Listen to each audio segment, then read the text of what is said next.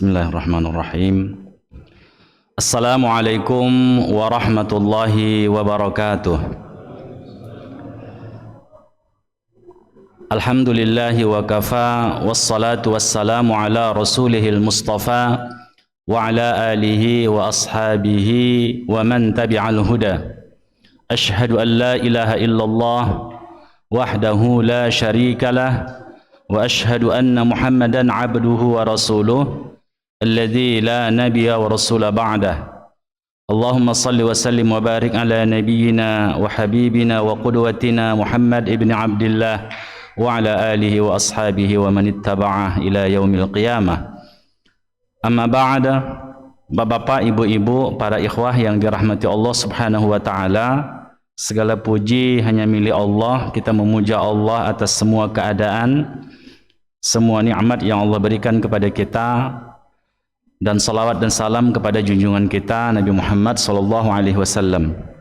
Malam yang berbahagia ini kita kembali mengaji, dan kita mengaji kitab Tajridul Ittiba'. Mungkin ini bacaan kita terakhir di dalam majlis kita, dan insyaallah kita akan ganti nanti dengan kitab yang lain.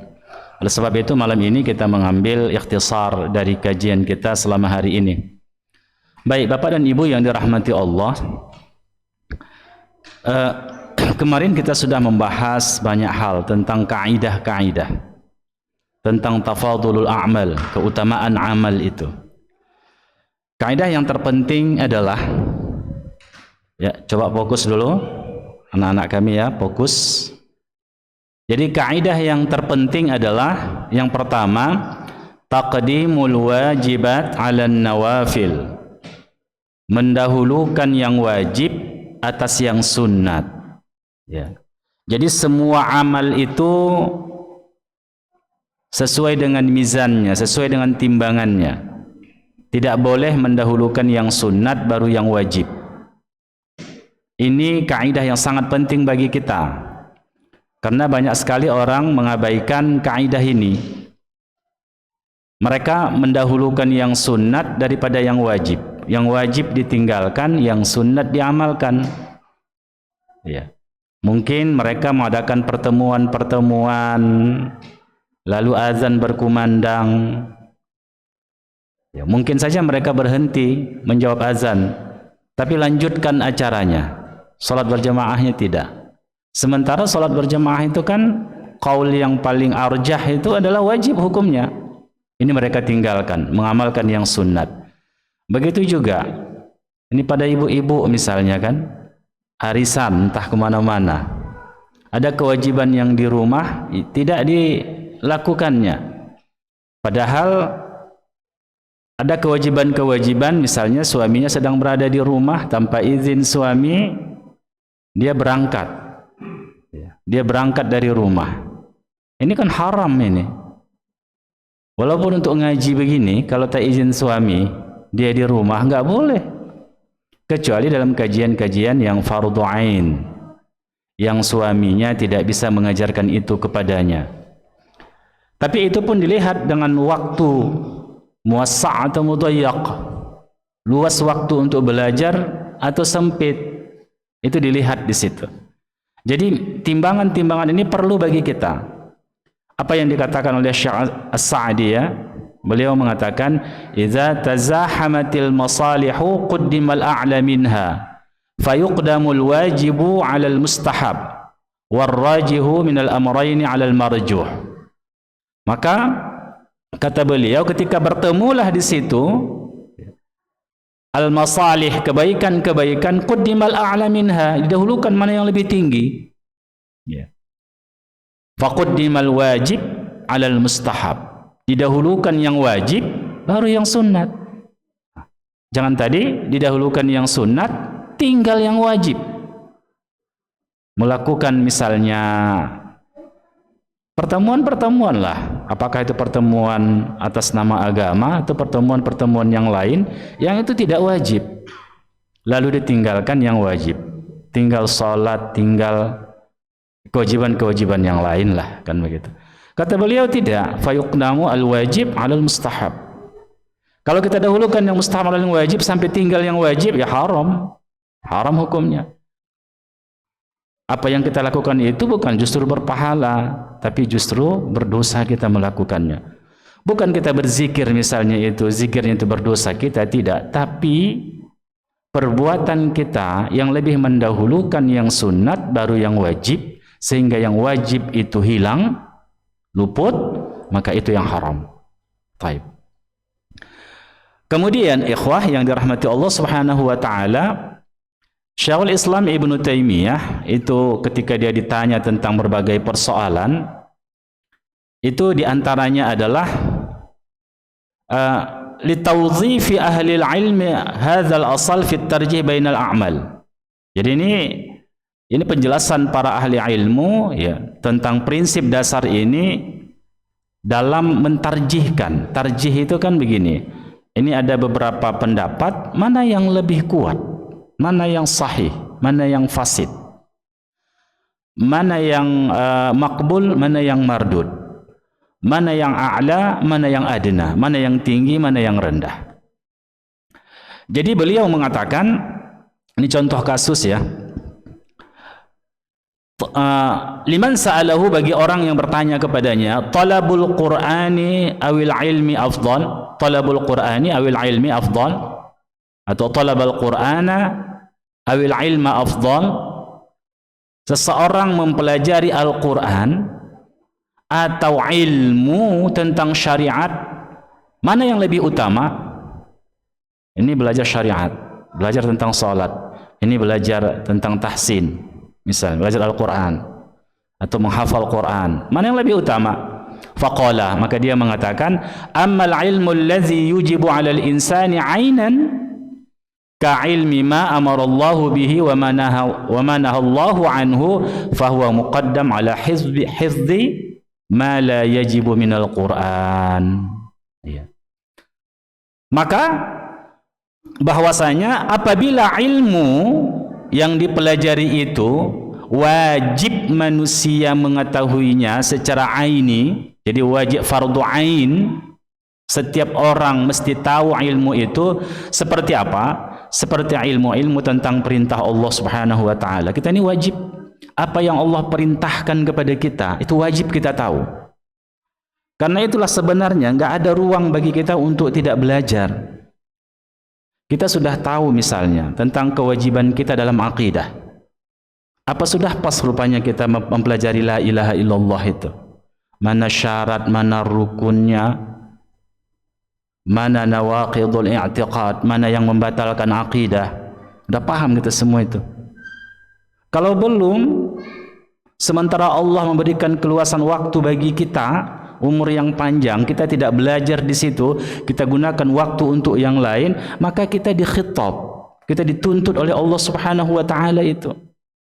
Baik, taib. Sudah selesai itu, kita belajar lagi tentang apa? Bagaimana beriman kepada malaikat? Udah tahukah kita? Bagaimana sebenarnya beriman kepada malaikat itu? Bukan hanya dikatakan antu'mina billahi wa malaikati, selesai, tidak. Siapa itu malaikat? Apa pekerjaan para malaikat? Ada hal-hal yang wajib. Ada yang bersifat mujmal, ada yang bersifat tafsil. Sudah tahu kita itu? Atau berikutnya tentang beriman kepada kitab Allah Subhanahu wa taala, ada yang mujmal, ada yang tafsil, ada yang global, ada yang terperinci. Itu baru apa? Baru rukun iman.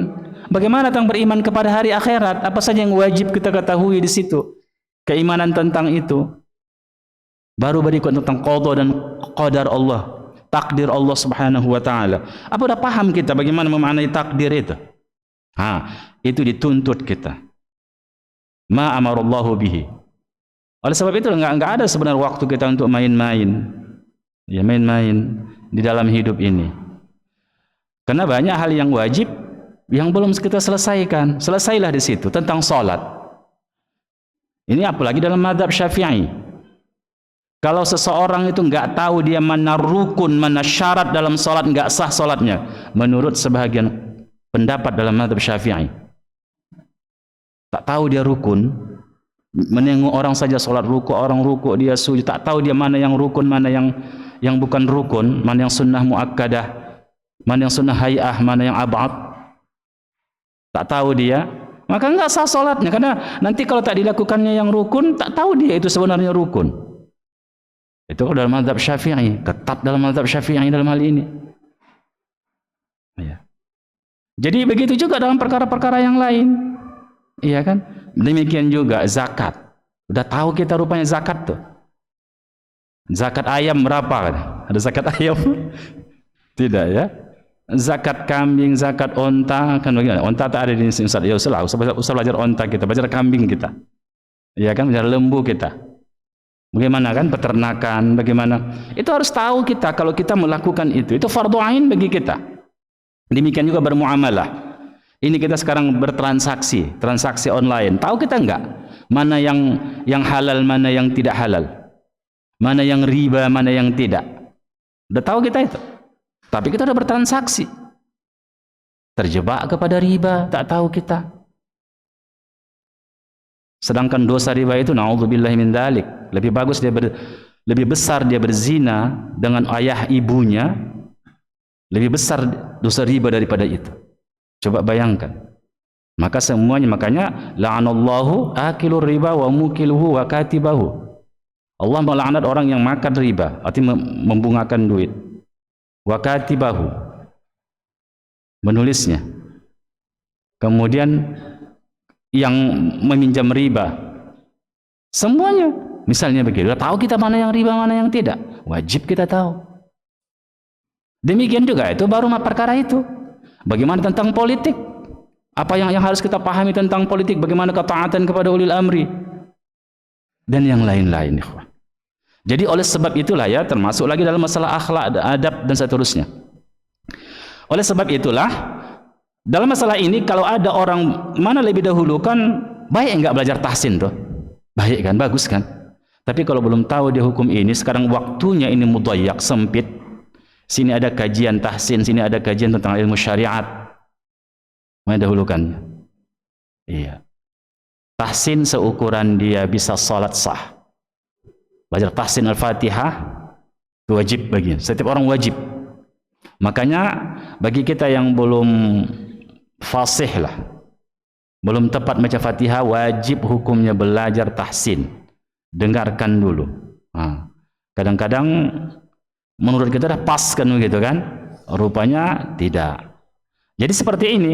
Maka didahulukan yang wajib atas yang sunat. Ilmu yang lain tahu dia, tapi ilmu ini enggak tahu dia. Ini bukan bicara tentang bapak-bapak dan ibu-ibu, bicara tentang ustadznya juga ini. Kita semua lah. Kita semua ya. Baik. As-Sa'di juga mengatakan begitu, yajibu taqdimu man tajibu nafaqatahu ala man tustahab. Wajib mendahulukan yang wajib dinafkahinya, baru yang sunat. Siapa yang wajib dinafkahinya? Didahulukannya itu. Baru yang sunat-sunat yang lain. Kemudian kaidah yang kedua, taqdimus sunan ar-ratib ala sunanil mutlaqah. Mendahulukan sunnah-sunnah yang ratibah dari sunnah yang mutlak. Sunnah ratibah itu diantaranya misalnya ada sunnah-sunnah yang muakkadah. Contohnya ba'diyah salat maghrib. Itu sunnah muakkadah. Ya kan? Itu jangan ditinggalkan, itu hampir wajib itu. Sunnah muakkadah. Kemudian setelah salat Isya. Iya. Ini nanti dia panjang zikirnya kan begitu. Ya kalau dari ma'surat dari Nabi lumayan. Ini memang zikir-zikir yang tidak ditemukan pula. Panjang doanya. Tapi enggak salat, dia salat ba'diyah maghrib. Nah, ini kan sudah rugi dia ini.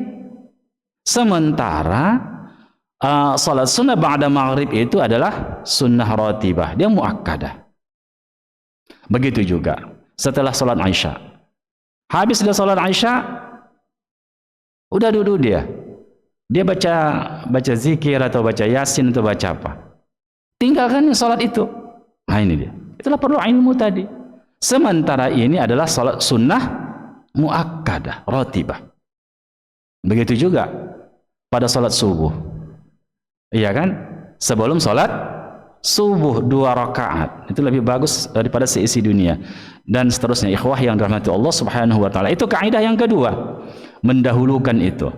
A'malul birri kulluha marghubun fiha. Memang semua amal kebaikan itu dicintai Allah. Semua amal kebaikan itu maghrubun fiha, itu dicintai oleh Allah.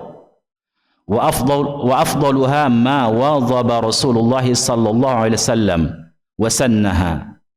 Tetapi yang utama itu apa? Apa yang dilakukan oleh Rasul. Itu lebih utama. Mana yang diprioritaskan Rasul, maka itulah yang kita prioritaskan. Mana yang dinomorduakan Rasul, kita nomorduakan. Ya. Kenapa? Karena Rasul itu beramal, itu mencari amal yang paling utama, afdal, dan dia dalam bimbingan wahyu. Oleh sebab itulah, maka kita harus tahu mana yang lebih utama di situ. Baik. Berikutnya ikhwah yang dirahmati Allah Subhanahu wa taala, kaidah yang ketiga. Ini kita bahas juga ya. Taqdimu wadhaifil awqati wal ahwali fil awqati wal ahwali allati syuri'at fiha ala ghairiha minal ibadat. Jadi ini berhubungan dengan mendahulukan waktu-waktu yang berhubungan dengan waktu ibadah, itu berhubungan dengan waktu, dengan keadaan dari beberapa waktu dan keadaan yang disyariatkan kita di situ. Syuri'at fiha ala ghairiha, ya, minal ibadat. Contoh misalnya kan, ini ada beberapa contoh yang diberikan para ulama.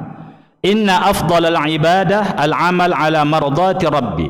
Sesungguhnya ibadah yang paling utama itu, amal ibadah yang paling utama itu di atas ridha Allah Subhanahu wa taala. Fi kulli waqtin, dalam setiap waktu, bima huwa muqtada zalikal waqt. Itu berhubungan dengan waktu. Kadang-kadang ada ibadah kita itu dihubungkan dengan waktu. Tidak hanya yang wajib, tapi ada ibadah-ibadah sunat itu dihubungkan dengan waktu. Fa afdalul ibadati fi waqtil jihad. Contoh kasus. Seutama-utama ibadah ini bagi para tentara, bagi orang-orang yang diwajibkan jihad, ketika mereka sudah diperintahkan oleh ulul amri, oleh pemerintah, oleh penguasa untuk berjihad, apa ibadah paling utama bagi dia? Haji? Umrah? Zikir? Tidak, jihad. Ketika sudah diperintahkan jihad, ibadah utama yang bagi dia adalah jihad. Maka walaupun dia harus meninggalkan wirid-wirid dia, qiyamul lailnya dan seterusnya, karena di situ waktu yang diberikan kepadanya untuk berjihad, taat kepada ulul amri. Musuh sudah datang, kita wajib mempertahankan negara kita, wajib mempertahankan kaum muslimin, maka ibadah yang terwajib itu adalah jihad. Contoh kasus misalnya, wal afdalu fi waqti huduril ad-dhaifi masalan al-qiyam bihaqqi wal istighali bihi 'anil wirdi al-mustahab, ya, wa kadzalika fi adai haqqi zaujati wa ahl. Jadi begitu, misalnya datang tamu ke rumah kita, datang tamu ke rumah kita, pas pula waktu duha, apa amal yang paling utama? Salat duha. Kita tinggalkan tamu itu dulu ya, sebentar ya, salat duha 12 rakaat pula itu, menunggu kawan itu ya, air tak keluar, juadahnya tak ada. Iya kan, tunggunya kawan itu lama kali.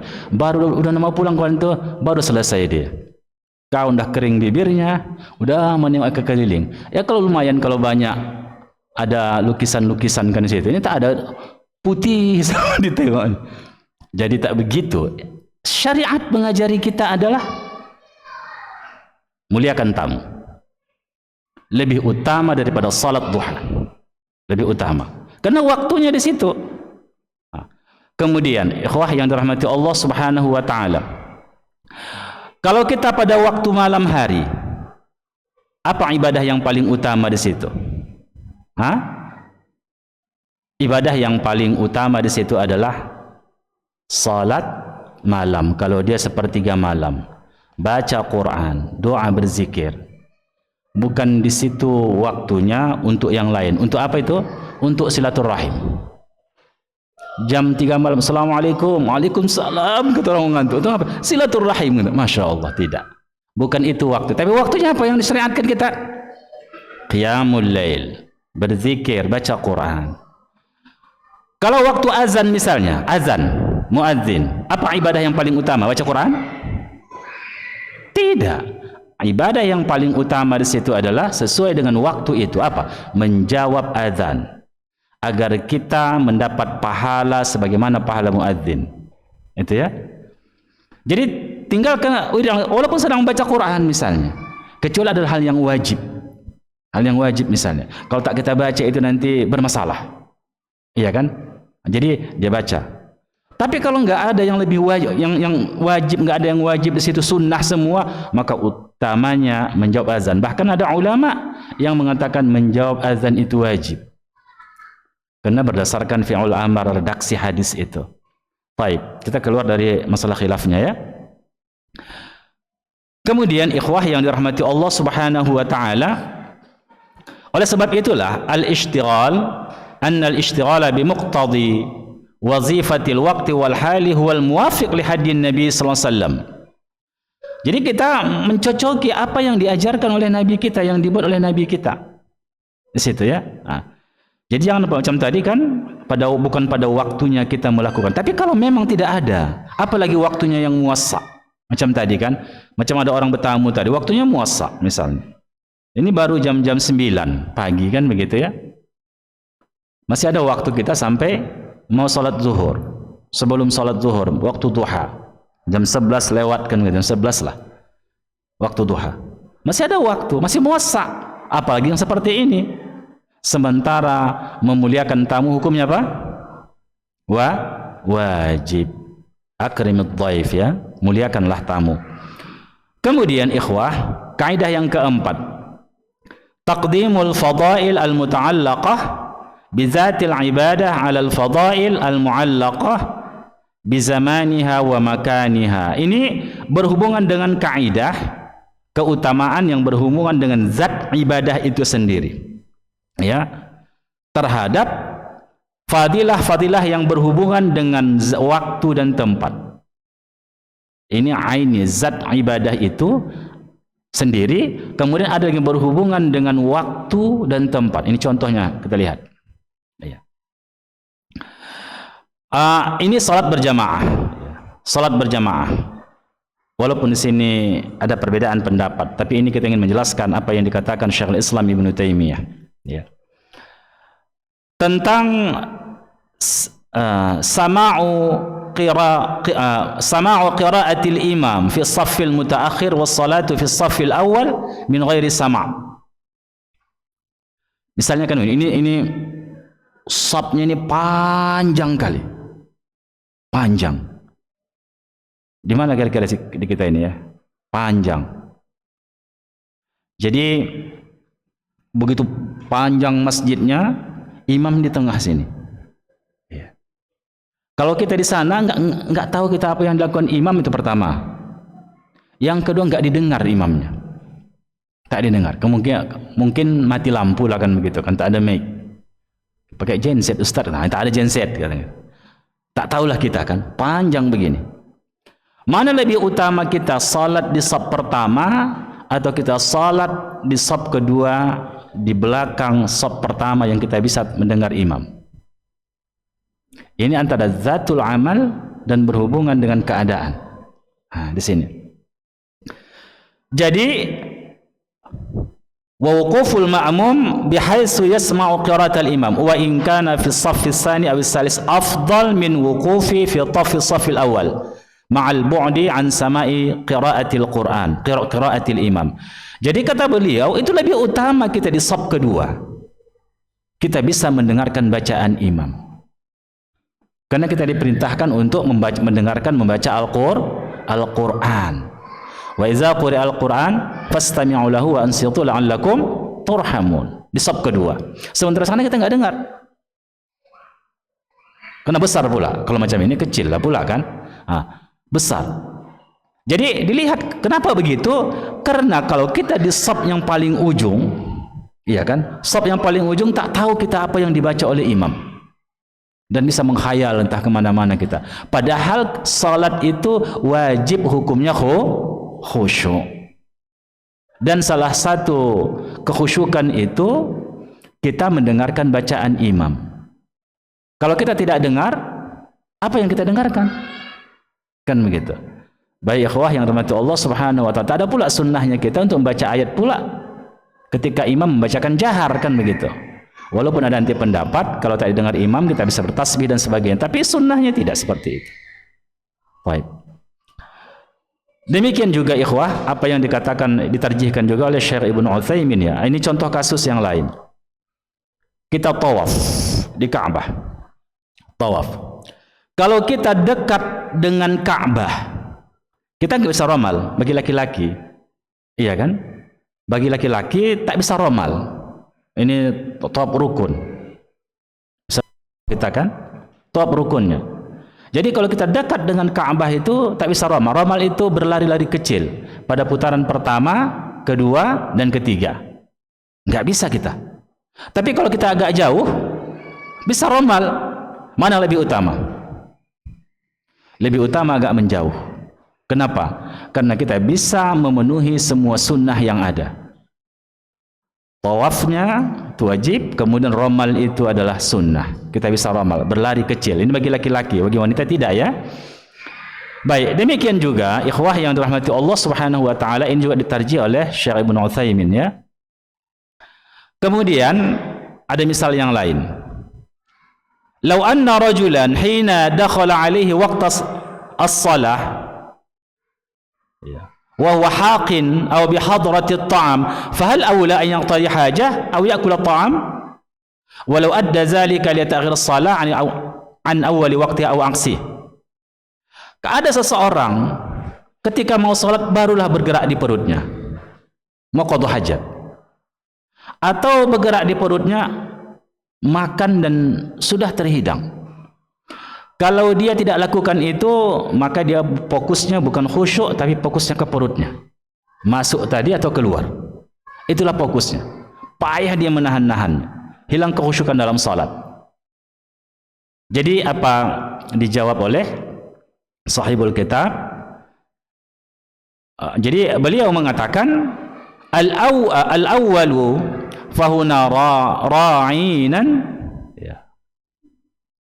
nafs al-ibadati dun al-awwal waqt li'annahu idza shalla farigha qalbi muqbilan ala salatihi kanat salatu akmal.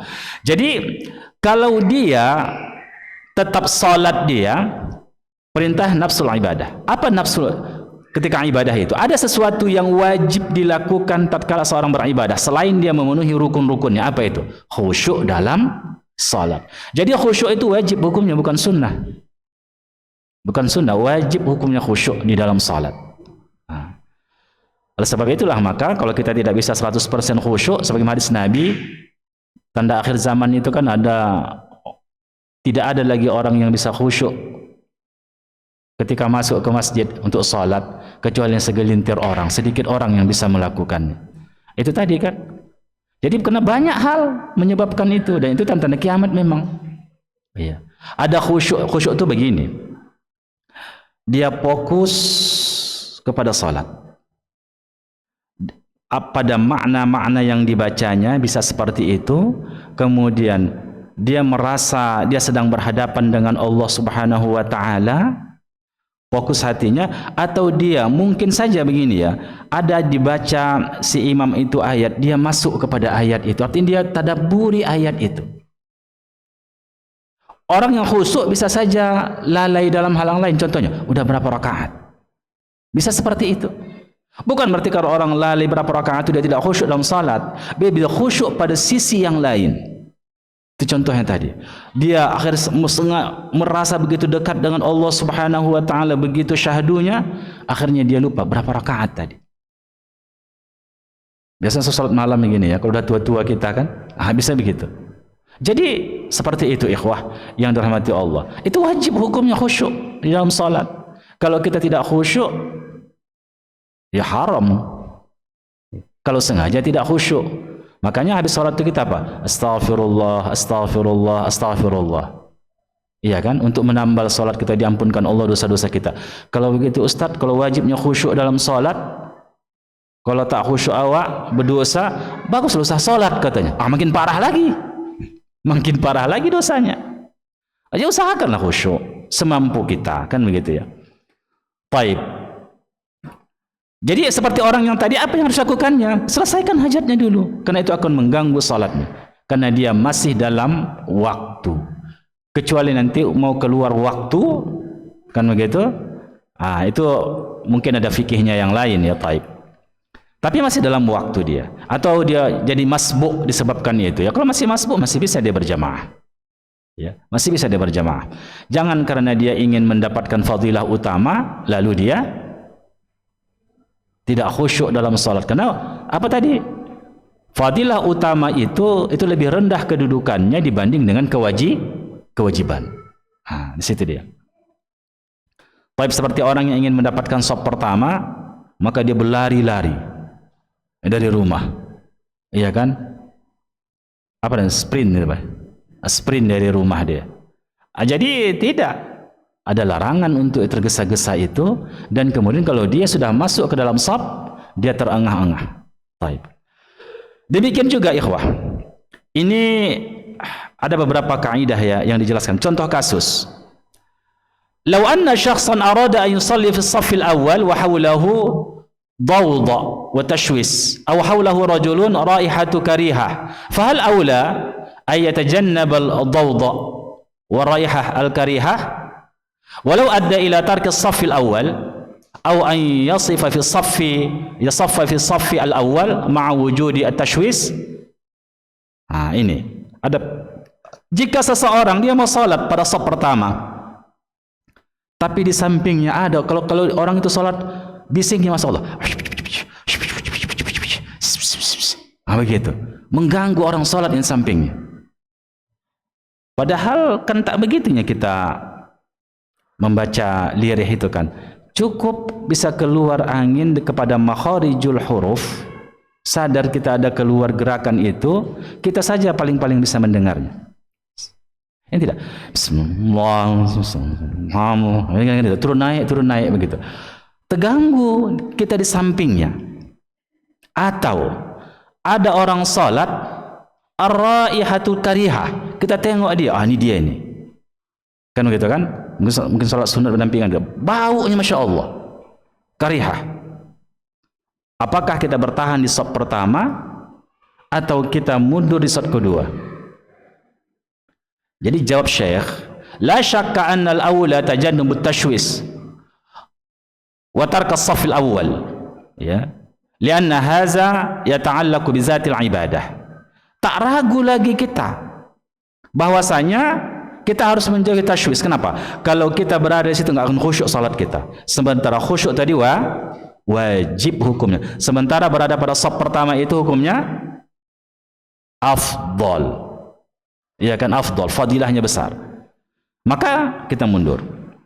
Atau tadi karihah itu ya, karihah. Jadi kemana kita? Kita mundur atau mencari ruang yang lain. Jadi ikhwah yang dirahmati Allah, disinilah perlunya kita mengetahui mana prioritas di dalam ibadah. Karena dia ada zatul ibadah, ada zaman wal makan. Di situ. Demikian juga ikhwah tentang ini kasus misalnya. Ta'diyatus shalah nafilah fin nahar ala wajhil kamal tafdulu ala ta'diyatiha fil laili ma'at taqsir. Wa in kanat salatul laili afdal min haitsul jumlah. Mana lebih utama salat malam atau salat sunat siang? Duha misalnya, dari qiyamul lail. Mana lebih utama? Qiyamul lail. Bahkan menjadi fardu bagi Nabi, sunnah muakkadah bagi kita. Tapi mana lebih bagus salat duha dia, waktu pagi itu khusyuk dia, bacaannya bagus, khusyuk kepada Allah. Tapi kalau salat malam dia gitu. Bagaimana? Tak khusyuk dalam salat. Lebih utama dia salat duha. Lebih utama dia salat duha. Kenapa? karena dia wajib khusyuk. Oleh sebab itulah, maka kalau kita malam itu salat malam itu jangan dalam keadaan mengantuk, nggak boleh. Allah tidak akan menerima salat orang yang lawun, doa orang yang lawun, zikir yang lawun. Udah tenang dulu kan, begitu. Udah betul-betul mata tuh bahasa kita cegak matanya atau cegak apa bahasanya itu ya? Melek matanya, sudah segar mata itu, iya kan? Baru salat. Baru salat kita. Kalau kita merasa keberatan berdiri, duduk. Karena salat sunnah. Iya. Jadi oleh sebab itulah makanya kenapa? Karena salat itu walaupun salat sunnah wajib khusyuk. Bukan berarti kalau salat sunnah itu suka-suka kita. Mau ke sana mau tak kemana-mana. Tidak begitu ikhwah. Tapi di situ juga wajib kita untuk khusyuk di dalam salat. Iya. Udah waktu? Belum? Kemudian kaidah yang kelima. Idza tasawa amalani aw aksara fil fadli aw arja ahaduhuma 'ala al-akhar fal afdalu huwa al-jam'u baina hadhihi al-a'mal dudal mudawana 'ala ahadihima wa tarkil akhar. Ini dia. Jadi kadang-kadang kan begini, ibadah itu kan banyak. Itu banyak. Banyak sekali ibadah yang diajarkan oleh Nabi kepada kita. Bagaimana cara kita mengamalkannya? Itu tadi dengan mizan tadi. Dengan mizan. Kalau Nabi mendawamkan amal itu, kita dawamkan. Arti dawam itu continue. Seperti qiyamul lail, apalagi salat sunnah rawatib. Iya kan? Itu didawamkan oleh Nabi. Macam qiyamul lail, walaupun Nabi safar, dia tetap qiyamul lail. Itu. Kalau sunnah rawatib tidak. Ya. Jadi ikhwah yang dirahmati Allah Subhanahu wa taala, seyogyanya kita itu mengamalkan semua sunnah-sunnah itu. Kalau Nabi mendawamkannya, kita dawamkan. Kalau Nabi tidak mendawamkannya, tidak kita dawamkan. Contoh kasus. Ada amalan-amalan zikir pagi dan zikir sore. Itu banyak sekali kan? Banyak sekali. Kita pilih mau kita amalkan. Tapi seyogyanya, dari banyaknya jumlah zikir itu pernah kita amalkan. Pernah kita amalkan. Di antara yang banyak itu. Walaupun tak hafal, kita buka kitab tuh. Buka buku tuh. Kita baca. Agar kita bisa mengamalkan semua sunnah itu. Begitu juga. Ya. Tapi ini memang harus dihafal memang. Karena tak boleh pula buka buku pula kita. Ini masalah yang utama ya. Tidak wajib. Macam doa iftitah. Doa iftitah sebelum kita baca Fatihah. Yang 12 macam itu yang dikumpulkan Syekh Albani, seyogyanya kita amalkan. Karena itu adalah sunnah Nabi sallallahu alaihi wasallam. Ada yang ditakrir Nabi seperti Allah Akbar kabira. Allah Akbar kabira itu enggak bacaan Nabi, itu bacaan sahabat. Tapi datang wahyu kepada Nabi sallallahu alaihi wasallam, malaikat banyak turun mendengarkan bacaan itu. Itu utamanya kan begitu. Artinya kita pernah mengamalkan semuanya itu. Jangan kita dawamkan yang satu, kita tinggalkan yang lain. Itu ekstrim. Tak begitu. Termasuk ya sesekali kita sholat sunnah sebelum maghrib. Karena ada sunnahnya juga. Ya. Baik. Tapi tidak ada dawam. Demikian juga zikir-zikir ba'da salat. Kadang-kadang kita akan pilih ada beberapa zikir saja kan yang kita baca. Tapi seyogyanya yang lain itu yang pernah dibaca oleh Nabi kita baca juga. Oleh sebab itulah Bapak dan Ibu yang rahmati Allah, maunya di rumah itu adalah buku-buku kita, buku-buku zikir, panduan-panduan zikir yang sesuai dengan sunnah memang. Jangan hasil tulisan apa maksudnya karya para ulama kan begitu. Tapi mesti ada sunnahnya lah yang kita amalkan. Itu lebih utama. Mana lebih utama Rasul daripada yang lain? Rasul kan, karena ini wahyu. Jadi itu yang kita amalkan. Pernah kita mengamalkannya. Demikian sholat sunat yang lain, zikir-zikir yang lain. Maka kita baca di buku itu. Oh ini zikir pagi, saya nggak hafal. Buka bukunya. Iya kan? Buka bukunya kita baca. Sekali-sekali. Mana yang menjadi amalan wirid kita amalkan. Wirid-wirid itu. Taib. Kemudian kaidah yang keenam, iza taqabala amalani ahaduhuma zu syarafin fi nafsihi wal akhar zu ta'addud wa kasrah fa ayyuhuma yuqaddam. Ketika berhadapan dua amal itu, salah satunya itu memiliki kemuliaan pada zat amal itu, yang lain kemuliaannya pada bilangannya. Iya kan? Jadi bagaimana kita mengamalkannya? Maka ikhwah yang dirahmati Allah Subhanahu wa taala, di sini kita lihat ya, seperti kasus iza ta'arada salatu rak'ataini tawilataini wa salatu arba'a raka'atin fi zamani wahid. Kita qiyamul lail. Mau berapa rakaat qiyamul lail? Masna, seberapa sanggup. Tapi Nabi jumlahnya berapa? 11 rakaat. Iya, dan 2 rakaat pembuka menjadi 13. Kan begitu? Jadi ikhwah, mana lebih utama kita 11 rakaat itu tapi bacaannya pendek-pendek daripada hanya mungkin 2 rakaat tambah 3 witir tapi bacaannya panjang, atau 7 rakaat bacaannya panjang? Mana lebih utama? Ini macam kuis pula Ustadz, ini harus kami jawab. Bukan kuis nih ikhwah, tidak. Supaya ada dialog di antara kita, kan begitu ya. Mana lebih utama? Yang panjang. Jadi ada 2 pendapat ulama. Satu mengatakan yang panjang bacaannya, karena sebagus-bagus salat itu tulul qunut.